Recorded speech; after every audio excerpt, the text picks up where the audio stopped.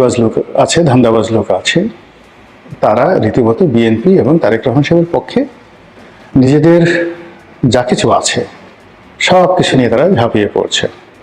তেল হোক, তাল হোক, মানে যা কিছু আছে সব নিয়ে তারা বিএনপির পক্ষে ঝাঁপিয়ে পড়ছে।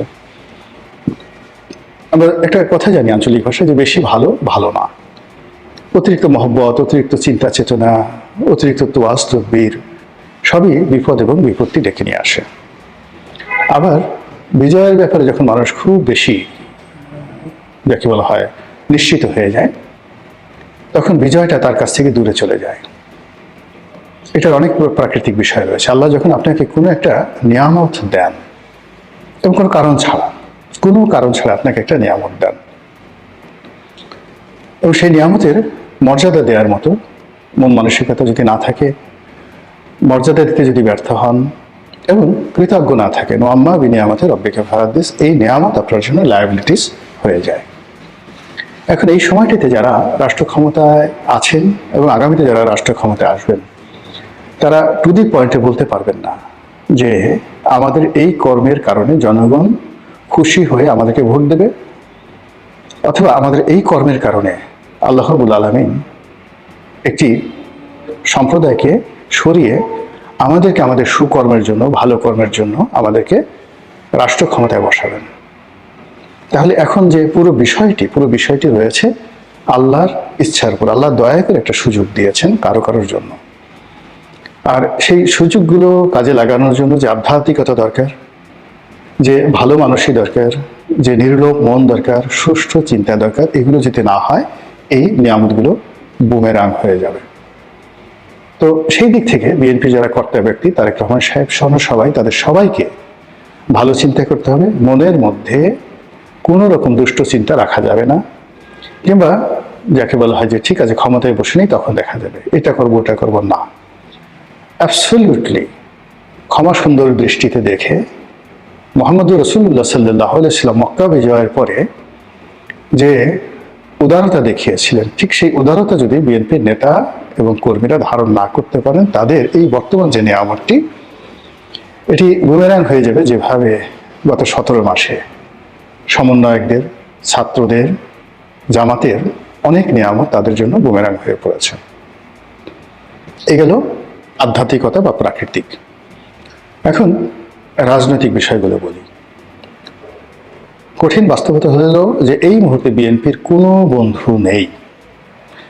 এমনকি বিএনপি যাদেরকে জোট সঙ্গী হিসেবে মনোনয়ন দিয়েছে, তাদের কারোর সঙ্গেই বিএনপির দীর্ঘদিনের বিশ্বাসযোগ্য বন্ধুত্ব নেই, এবং এদের অনেকের সঙ্গে জামাতের, অনেকের সঙ্গে আওয়ামী লীগের এত ভালো সম্পর্ক ছিল যে সম্পর্কটা বিএনপির সঙ্গে তাদের কখনো হয়নি। তো বিএনপির ঘরের মধ্যে বোঝার চেষ্টা করুন কারা আছে। 2 নম্বর হলো যে সকল নেতা এবং কর্মী তারা গত 15 বছরে মজলুম ছিলেন, জুলুম অত্যাচার নির্যাতনের শিকার হয়েছেন, এটা হলো তাদের প্রধান পরিচয়। কিন্তু সততা, শিক্ষা, দীক্ষা, ন্যায়পরায়ণতা, দেশপ্রেম, যোগ্যতা, কোনো একটা বিষয় দলকে এবং দেশকে বিশ্বের মানচিত্রে তুলে ধরবেন বা পার্লামেন্টে তুলে ধরবেন, জাতির কাছে উদাহরণ হিসেবে তুলে ধরবেন। বুকে হাত দিয়ে বলুন তো কোন মানুষটি সম্পর্কে জনাব তারেক রহমান শতভাগ বিশ্বাস স্থাপন করতে পারছেন বা শ্রদ্ধা করতে পারছেন এই কয়েকদিনের মধ্যে, দেশে আসার পরে কিংবা দেশে আসার আগে। কাজেই দলের ভেতরে, দলের বাইরে বিএনপি বন্ধুহীন, একমাত্র আল্লাহ ছাড়া। আর বিএনপি যারা নেতাকর্মী, তাদের মন, মস্তিষ্ক, জ্ঞান, গরিমা, বুদ্ধি এবং নিজের শরীরটি ছাড়া তাদের কোনো বন্ধু নেই। তো এই সময়টিতে যত বেশি নড়াচড়া হবে, এটা অনেকটা বালুর বাঁধের মতো বা চোরাবালির মতো, ততই বেশি সেই ডুবে যাওয়ার সম্ভাবনা থাকবে রাজনীতির অঙ্গনে। নির্বাচন খুব সন্নিকটে, কারোর সঙ্গে বন্ধুত্ব দরকার নেই, শত্রুতাও দরকার নেই, জাস্ট অ্যাজ ইট ইজ।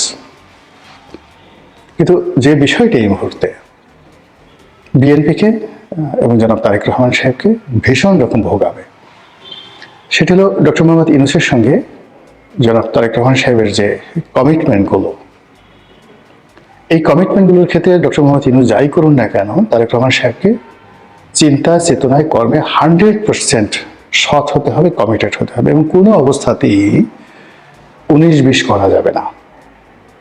এবং কোনো অ্যাটিটিউডে যেন ডক্টর মোহাম্মদ ইউনূস এবং তার যারা পরিষদবর্গ আছে তারা নিজেদেরকে ইনফেরিয়র মনে না করেন, কোনো কারণে তারেক রহমান সাহেবের উপর থেকে মুখ উঠিয়ে নেন, মুখ ঘুরিয়ে নেন, সমর্থন প্রত্যাহার করেন, কিংবা নেতিবাচক আচরণ করে জামাতের দিকে ফিরে যান। এরকম একটা সিঙ্গেল ডট থাকা যাবে না।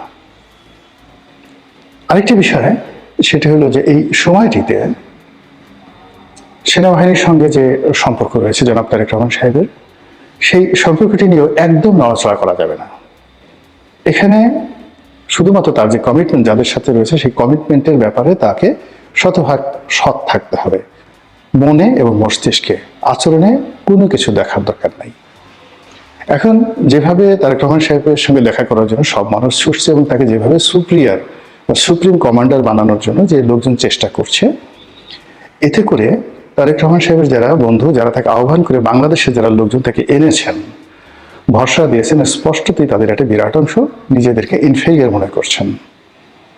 সামনের দিনগুলোতে এটাকে কাটিয়ে উঠতে হবে এবং জনগণের প্রতি নির্ভর করতে হবে, এবং তাতে যা হয় তাই হবে। কিন্তু কোনো অবস্থাতেই যারা তাকে আহ্বান করে এনেছেন, যাদের সঙ্গে তার একটা সমঝোতা হয়েছে, তাদের মনে ন্যূনতম সন্দেহ তৈরি করা যাবে না।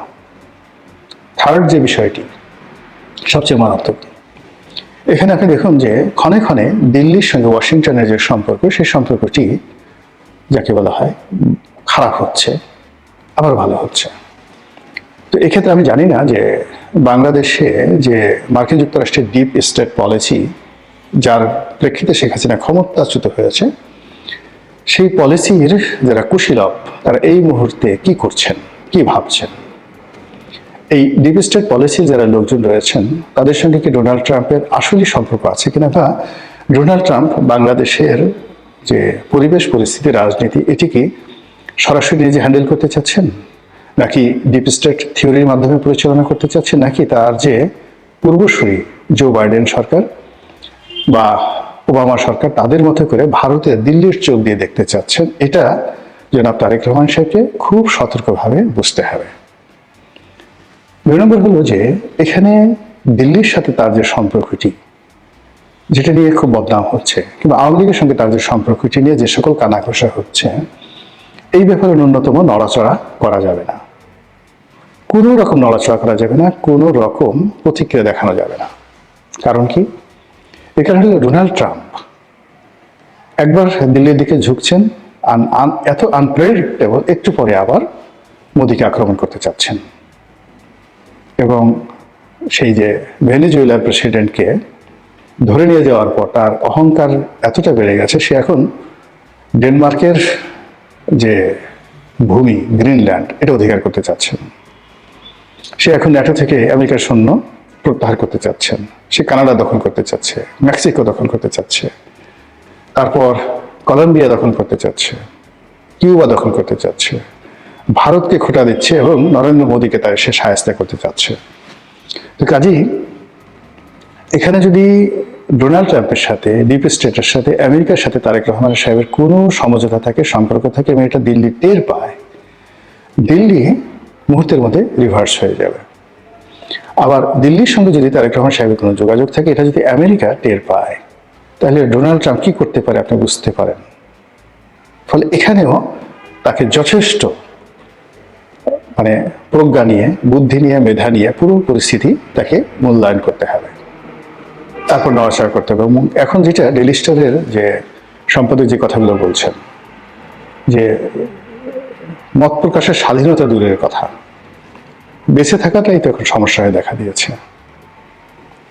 তারেক রহমান সাহেব এবং বিএনপির এখন যে অবস্থা, বাইরে থেকে আপনারা দেখছেন ক্ষমতায় আসবে, প্রধানমন্ত্রী হবে, এটা একটা সাইড। কিন্তু ডার্ক সাইডটা হলো যে অসংখ্য ঝুঁকি একেবারে ঝড়ের মতো করে জনাব তারেক রহমান সাহেব এবং বিএনপিকে গ্রাস করার জন্য চারিদিকে যেভাবে ওত পেতে আছে, পান থেকে চুন খসলেই পুরো দল এবং এই দলের অসংখ্য নেতাকর্মী রীতিমতো কৃষ্ণ গহ্বর, যেটিকে আমরা বলি ব্ল্যাক হোল, সেই ব্ল্যাক হোলের মধ্যে পড়ে যাবে, এতে কোনো রকম সন্দেহ নেই। সেক্ষেত্রে নির্বাচন, তারপরে জয়লাভ করা, তারপরে প্রধানমন্ত্রী হওয়া, এই জিনিসগুলো সেকেন্ডারি হয়ে যাবে। প্রথম সমস্যা হবে প্রাণ বাঁচানো এবং অস্তিত্ব রক্ষা করা। এবং আওয়ামী লীগ জমানাতে তাদের যতটুকু ছিল সেটাও এখন এই যে নতুন যে একটা ঝুঁকির মধ্যে পড়েছে, সেই ঝুঁকির কারণে সেটি আরো ভয়ঙ্কর হয়ে পড়েছে।